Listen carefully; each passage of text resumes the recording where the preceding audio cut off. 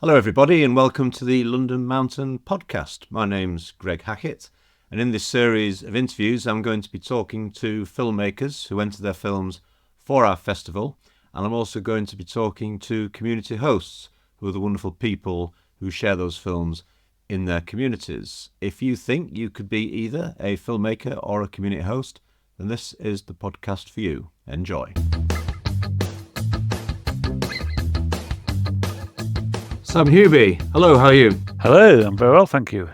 Sam Huby is one of our community hosts.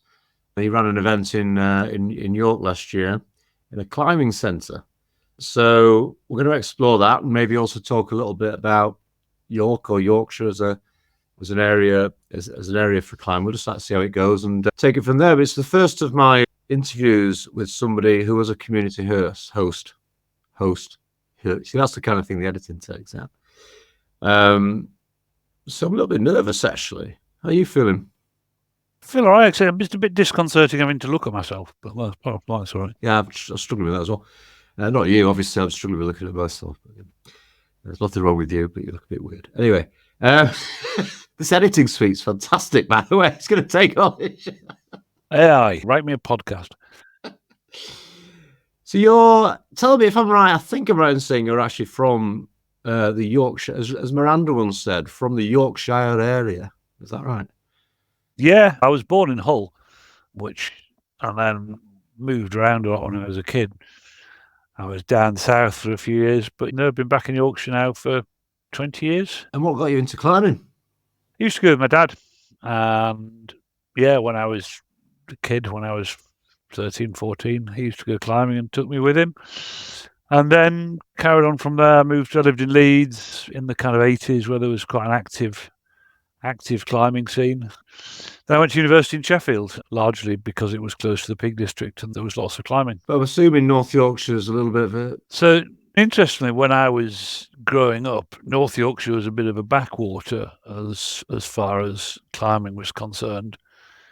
I started climbing places like Whitestone Cliff and Peak Scar. But really, to go proper climbing, you had to go to Derbyshire or the Lake District or North Wales. But my sense is that's changed a bit now, probably largely due to Franco Cookson, who says that North Yorkshire is his favourite climbing area in the country, which 20, 30 years ago would have got you laughed out of court. So I think it is having something of a renaissance. Okay, so Red Goat, the venue that you picked for the film night, you're obviously a member there, but you're not affiliated, you're not associated, you're not employed by them or anything, are you? No, not at all. I've just been going there for years. I like the place. I like the vibe, as the young people say. It's a nice place to hang out, nice people. And it just seemed like a nice opportunity. We talked about it the year before last with Adam, who runs it. And at the time, they were in the process of expanding into the unit next door. So there was going to be an upstairs room, which was perfect for showing films and things like that. But it wasn't ready in time for 2022. So yeah, we went for it last year. So is Adam, he's not here to defend himself, but is Adam one of these climbing wall owners is he quite experimental in what he's doing? Is he trying to add new features or is it a bog standard? I don't know, because I only really go to 3 or 4 climbing walls with any regularity. But yeah, he does a lot of stuff. They've had a pizza oven imported from Sicily with these 2 Sicilians who came in to teach them how to make pizza dough. And there's table football tournaments and fancy dress climbing competitions. So there's always quite a lot going on. It's fun. What do you think? Because I've noticed this in other climbing walls that they're starting to bring in entertainment, which isn't necessarily... I mean, do you think they bring in clientele that aren't climbing? Is it for partners who don't climb or kids who don't climb? Or... Red Goat certainly does. Interestingly, it's a friend of my mother's who lives down the road, says it's the best pizza in York, and she's by no stretch a climber and comes in for coffee and pizza every week. I think climbing walls, I mean, again, I'm no expert, but it seems to me that there's 2 kind of directions. One is they become more gym-like, with much more changing rooms and showers and lots of gym equipment and that kind of thing. And the other is that they become more... I mean, no, I don't want to say social, but more of a kind of general hub for climbers and adjacents, if you like. So Red Goat, there's a quiz night And like I said, you have table football competitions and various things. And I think probably the majority of people there are climbing members, but it's opposite student hall residence, and it's in a fairly residential area of York. So, you do get a lot of other people coming in. I guess it reflects a sort of wider movement for inclusivity. Perhaps the days of the grotty clique hanging out at the bottom of. I'm not sure. I'm thinking maybe it is that it's distinguishing itself from a kind of gym culture where climbing walls are, there's a group of people who come to climbing walls because they're an alternative to boxercise or kettlebells or whatever the latest fitness kind of fad is, which is great. But it's a completely different culture from, like you say, the bunch of dirtbags hanging about at the bottom of a crag. But okay, so a year or so ago, then you had this idea, perhaps with or without Adam involved, to do this, and obviously his motives are going to be obvious. I think basically our objectives were the same, in that we thought it'd be a fun thing to do. Let's try it. The London Mountain Film Festival model was good because it was relatively low risk for everyone concerned. We'll do it and we'll put on I've got a bar and a show and see who comes. Let's break it down. So leading up to the event, let's talk about, you've got film selection and marketing, I guess. So is it difficult picking films or? Yeah, it was. Partly because, obviously I know quite a few, I'm familiar with a lot of the people there, you see them every week, but what you don't get a sense of, so you see them in this kind of environment, which is a bouldering wall.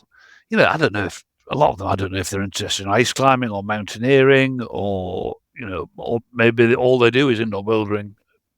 Few people I know, but a lot of them I didn't really know, so it wasn't very scientific. Basically, I picked the films, watched them with a few friends, and picked the ones that we liked. Yeah, fair enough. And I think I've always, in my kind of business life as well, I tend to do things that I like. So you hope that other people do too. So come on then, break the news. How did it go? Yeah, really well. The nice thing about doing a climbing wall is you've got a kind of captive audience. So we didn't really have to go looking. We put posters up a few weeks before and did a couple of posts on the Instagram. That was kind of it. I emailed 3 or 4 climbing clubs in York because there's 2 universities and there's a alpine club and various people. So I emailed them. I've no idea, who came from there.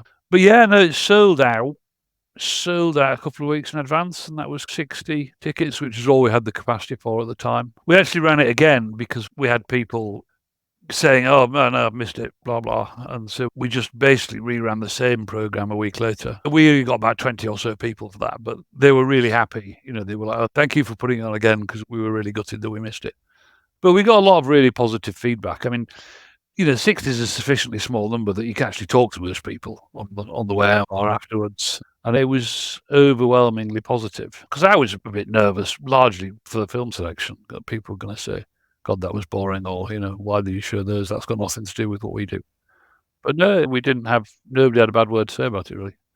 Well, I think that I'm glad you said that about the 60 people and talking to people, because that's one of the things that we're trying to do, avoid the big auditorium. It's nice to have that big experience. It's nice to meet people that perhaps you wouldn't otherwise meet. But I also like the idea of just a bunch of people who sort of perhaps see each other quite a bit around the climbing wall, but maybe don't, No, it was very much like that. I've been to, they've had things in York at the Barbican, which is a big, big, I don't know how many seats, hundreds, possibly thousands of people, big cinema screen from a festival tour, but completely different. Nice to see it on a massive screen in a big auditorium, but you didn't get that. I was still talking to people about it 2-3 weeks later in the wall, when I just gone climbing. You could still talk to people about it. So you're now famous at the Red Goat, is that what you're saying? Well, it makes a change from being famous how rubbish at climbing I am. Got to be good at something, haven't you? So if you do this again, and no pressure, is it the climbing wall, or what do you think? Well, it's actually it did have a slight dual purpose, because I have a bike shop. That's a slightly more complicated proposition because you don't have that captive audience. You've got to go and work a bit harder. We've got to find the facilities, get the projector and the chairs and all that stuff. So it was all perfectly doable, but it was nice to do it at the wall first. And also now it's done and now it's set up, I would imagine the wall will do it themselves. You know, it was never kind of, we've done it once, now we can do it. You can just do it every year and it'll be a great night still. So where's this bike shop then? It's in Ripon, and so there's a big community of cyclists, but it just means you're gonna have to try a bit harder to reach them. But you know, I think it'll be an interesting thing to do. You're going to give it a plug, or are you being shy? Oh, what? The shop? Oh, Bikemonger. Bikemonger. Visit bikemonger.com. This podcast is brought to you. So I presume being in York, well, of course, it's massive, isn't it, cycling Yorkshire as well? What sort of stuff is it? Well, we kind of specialise in kind of bike packing and gravel biking and, I mean, adventure cycling is what they please to call it, which I hate, but it does seem to cover what it is. Why do you hate it, you miserable? Well, just because it sounds like something marketing departments have dreamed up. Right. I take it you're the marketing department at Bikemonger then? Well, there's two of us. We're everything. Brilliant. Have you got the space to put something like that on them? Well, actually, we have, because we've just moved to a bigger shop. So we've actually got a kind of upstairs space that we're not using, but it's just a space. Generally, most people are worried about technology. They worry more about technology than bums on seats, I think. Yeah, and I think we talked about that with Adam at the wall because it was our worry too, and I think it always is the first time you do it. Partly because it's just natural because it's the first time, but also partly because if you're looking at doing it as a regular thing, if the first experience is bad for people because you haven't got a handle on the technology or for some other reason that they don't enjoy it, then they're not going to come back and they're going to tell all their friends next year that was rubbish, I wouldn't bother. Whereas, you know, I'd rather have, for the first year, I'd rather have 20 happy people who are going to tell their friends for next year than 60 people who didn't think it was particularly good. So I think in some ways in the early stage, actually mastering the technology and the kind of experience that people have is more important than bums on seats. Which sounds like Adam was on it with the tech. From our point of view, it's a risk as well, you know, because I think even though these events are organised by people like yourself, if there's a disaster, then, you know, and something doesn't go well, then even though people know it wasn't us, it's still... The support we had was great, you know, from your point of view. If you've got a rapidly growing but still relatively small number of events, it's easy to give that support. You know, if you end up with 500 rather than 50, then it may be a different story, but who knows? Only a percentage of those will be first timers. Yeah, well, I was just thinking that actually what you would hopefully get is a community of hosts. I mean, I know a few people in the area near us have done it, and I spoke to one of them at least. I know there was I think one of the schools in York did it. Just, you know, hey, you're doing it too. You know, how's it going for you? You know, because in a way you're getting away from the idea that you're in competition with each other and that you're all just part of this same event, and that you get a community of hosts who can support each other. Well, it's brilliant to hear that, and you're right. As there are more, then it's inevitable that people are going to be on your doorstep. But especially somewhere like Yorkshire, which is so outdoorsy, you know. Yeah, but they're hitting different audiences. Like I think the one in Thirst was a kind of more general one for the local population. The school did one for I think it was mostly for pupils and parents. Ours was the Red Goat climbing community. You know, that's 3 or 4 in a 10-mile radius without really treading on each other's toes. And, you know, I want to do a cycling one, which will be different again. Yeah. You probably know your customers better than you know the Red Goat customers. So do you think if you ran one at Bikemonger in your upstairs room, do you think you'd make it exclusively cycling? Because obviously cycling attaches, I'm simplifying, but it's not just about bikes, is it? We thought about that with the Red Goat show as well. Do we need to restrict this to climbing? And the answer is no, you don't. But there's such a wide selection of stuff to choose from. There's probably going to be a community cinema opening in Ripon in the next year or two. So again, you know, it's a possibility we might see it do a more general one there for the, you know, for the outdoor community in general, rather than just the cyclists or the climbers or whatever. Yeah, do it in partnership with the community cinema, and then you're helping them as well, which is great. So it's only just occurred to me this, so it's probably a load of rubbish, but comparing climbing to cycling, anything to cycling really, because obviously it is a an adventure sport in itself. But the difference is it's also a means to get to other things, you know. It's a form of transport. So people go on cycling holidays around Scotland. You're the guy. Do they just go cycling or do they mix it up and add in other experiences en route, do you think? Not sure. I mean, I think to some extent it's a way of getting, if say you go for a bicycle tour around Scotland, it's a way of getting around Scotland, allows you to cover more ground than walking, but still gets you into those great places. It ties in better with some things. I mean, there are people who go cycle touring with surfboards, which is just crazy. But I know people in Scotland, Munro baggers, for instance, who have got long walk-ins, they'll cycle the first half of it and then get to the Bothy or wherever. So I think it ties in better with some things than others. But I mean, the other thing with cycling, you talk about it as though it's one thing. A club road racer is entirely different from someone who goes bikepacking around Scotland, as, to use the running analogy, someone who's a 100-meter sprinter is from, someone doing the spine race or something like that. Yeah. It's a broad church, I guess. Yeah, for sure. And for some people, it's just transport, and for some people, it is all about the bike, and for some people, it's just a way of getting into beautiful places. Let's stop there.